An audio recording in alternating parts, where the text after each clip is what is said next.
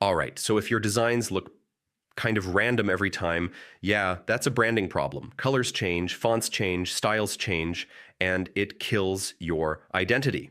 But in 2026, Canva has a feature that fixes all of that, Brand Kit. So let's go step by step and set it up the right way. First, log into Canva and go to Brand Kit. You'll usually find it in the sidebar under Brand or Settings. Start by uploading your logo. Add both versions if you have them, like a full logo and an icon version.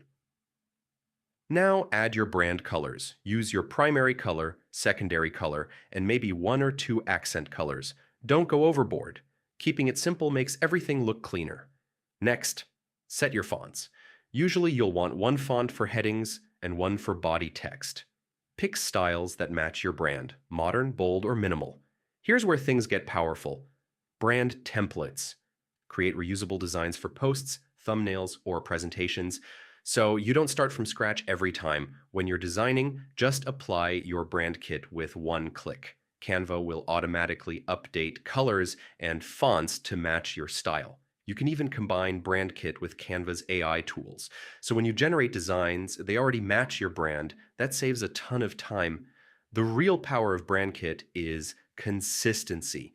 Use the same colors, fonts, and style across all your posts. That's how people start recognizing your brand instantly. If your brand evolves, you can always update your kit. Just keep changes minimal so you don't lose recognition. So, yeah, that's how to use Canva Brand Kit properly. Once everything is set up, your designs go from random to instantly recognizable. And honestly, that's what separates beginners from real brands.